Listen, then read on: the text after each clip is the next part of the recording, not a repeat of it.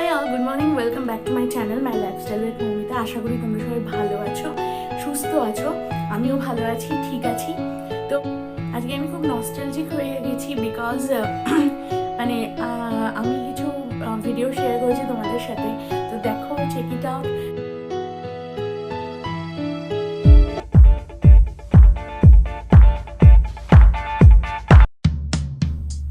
তো ফ্রেন্ডস, তোমরা সবাই বুঝতেই পারছো আমি কেন নস্টালজিক হয়ে গেছি। কারণ আগের বছর আমরা কত আনন্দ করেছিলাম, মানে এবছর তো আমরা ঘুরতেও কোথাও যেতে পারছি না। ইভেন এটা হচ্ছে স্কটল্যান্ডের ছবি, ওটা হচ্ছিল ওয়ার্ল্ড কাপের ছবি, এটা হচ্ছে লেক ডিস্ট্রিক্টের ছবি।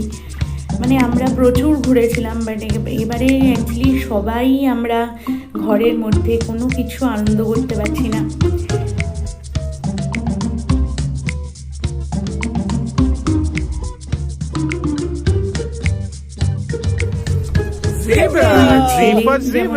আগের বছর যেমন জুতে গিয়ে কত আনন্দ হয়েছিল, তো আমরা প্ল্যান করেছিলাম এবছরও আমরা সেরকমই ঘুরবো, জুতে যাব, because he is growing.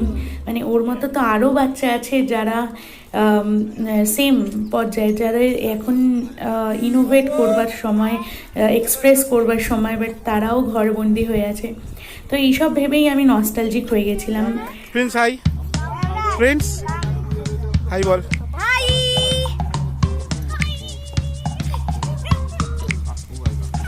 ত্রিশাঙ্ক hello.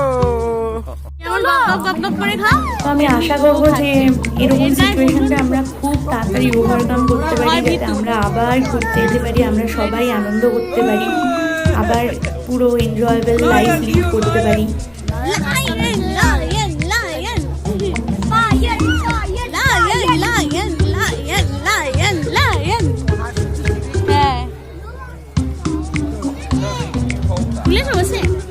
এবারে চলে আসছি কুকিংয়ে। আজকে আমি বানাচ্ছি শুক্তো।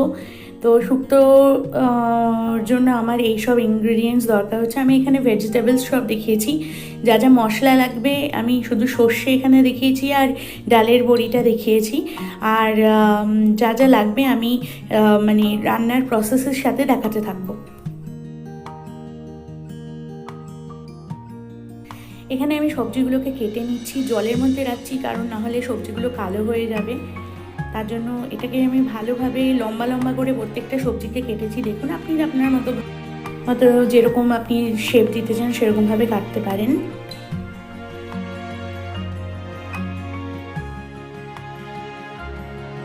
এরপর একটা কড়াইয়ের মধ্যে তেল দিয়ে, আমি এখানে সর্ষের তেল ইউজ করছি, এরপর আমি বড়িটাকে ভালোভাবে লাল লাল করে ভেজে নেব।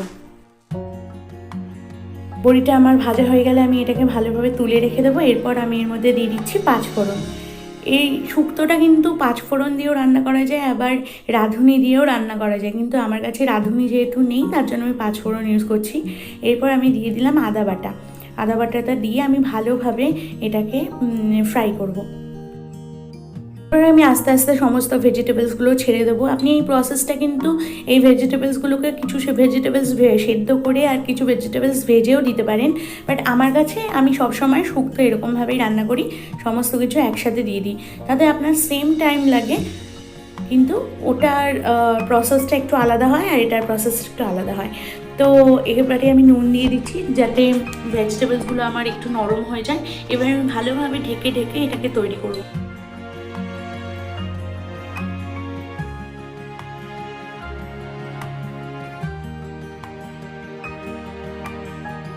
শুক্তো সবসময় একটু টাইম টেকিং হয়, কারণ এটায় বা অনেকগুলো ভেজিটেবলস থাকে, সেটা সেদ্ধ প্রপারলি। আর দেখুন, এখানে পেঁপে যেহেতু আছে, পেঁপেটায় আর ডাঁটাটা অবশ্যই ভালোভাবে সেদ্ধ হওয়া দরকার।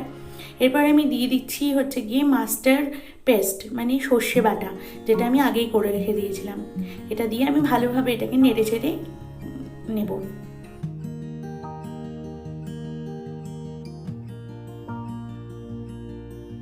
এবারে আমি দিয়ে দিচ্ছি গ্রেটেড কোকোনাট।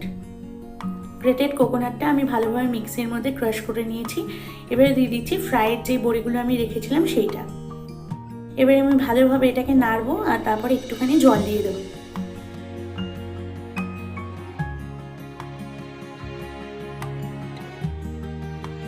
এরপর আমি ভালোভাবে নেড়ে চেড়ে এটাকে ভালোভাবে ঢেকে দেবো। এরপর আমি দিয়ে দেবো এর মধ্যে একটু চিনি, আর দিয়ে দেবো এর মধ্যে 1 চামচ ময়দা দুধের মধ্যে গুলে এর মধ্যে আমি দিয়ে দেবো, যাতে আমার শুক্তোটা ঠিক থিকেন হয়।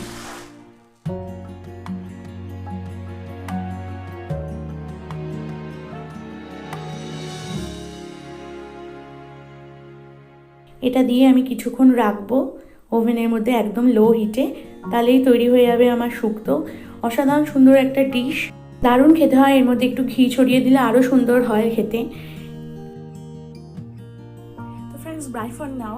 ভালো থেকো, সুস্থ থেকো, সবসময় খুশি থাকবার চেষ্টা করো। আর thank you so much for watching my videos. Thank you. আমি আবার আসবো নতুন কিছু ব্লগ নিয়ে, নতুন কিছু রেসিপিস নিয়ে। আর ততক্ষণের জন্য বাই বাই।